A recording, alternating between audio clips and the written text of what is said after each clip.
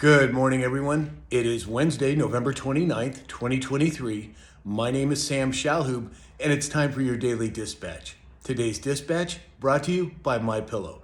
Go to mypillow.com, enter in the discount code SAM, and get up to 80% off of all of your purchases. Now, to the news.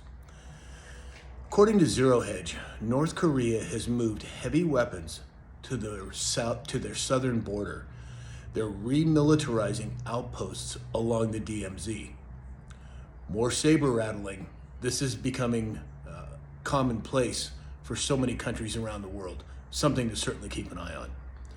Again, according to Zero Hedge, Von Greritz, I'm not sure if I'm pronouncing that correctly, has announced that the financial system in America has reached the end. Not a big surprise. The switch is coming. How they're going to do it, when it's going to happen, nobody knows for sure.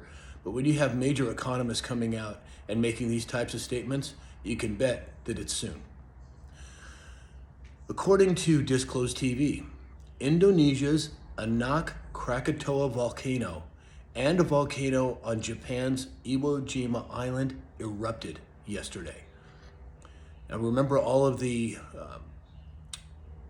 cracks in the earth that we had in Greenland, all of the things going on from a tectonic plate shifting perspective. This is just two more examples. Wonder what's going on? Well, we can look at DUMBs and other types of underground tunnels that may be being affected and causing this to happen. Your guess is as good as mine, but something to pay attention to. According to Fox News, and I've mentioned this before, but I think it's worth mentioning again, the United States taxpayers, we, are paying $451 billion per year for housing and care of illegal migrants. Unsustainable, unacceptable, and at least if nothing else, it's coming out into the open so that most people will recognize what's going on. According to Connecting Anons, Iran recently released drone footage monitoring the USS Dwight D. Eisenhower in the Straits of Hormuz. The IRGC issued a warning to the U.S., instructing them to keep all aircraft on the carrier stationary during their passage through the area. Since when does Iran tell us what to do? It's amazing to me that these people are threatening us, essentially threatening us. It's unacceptable. And I'm sure that there's going to be some sort of retaliatory statement made based on that. But we'll have to wait and see how it progresses. According to Disclosed TV, Pope Francis is punishing his leading critic, Cardinal Burke, again in a, quote, radical action against a conservative American prelate. I don't know what I can say about the Pope. What I say about him has no reflection on the Catholic people. It has to do with the leadership of that organization, which I believe is highly corrupt. But again, him coming out against him speaks volumes. According to Captain Kyle Patriot, Bill Clinton, Hillary Clinton, and Michelle Obama traveled yesterday with Joe Biden on Air Force One to Georgia. Now, why would former presidents, former Secretary of State, and former First Lady, and I use that term very loosely, be flying on Air Force One? Your guess is as good as mine, but at the very least it's coming out and it's getting exposed.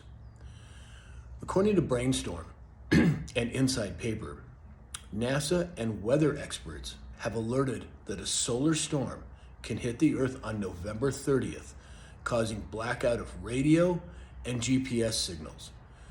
We've heard this type of story many times before. Are they setting up some sort of event to distract and to block information? Well, it sure seems like that, but we've heard these types of stories so many times, so no telling whether it's actually going to happen or not.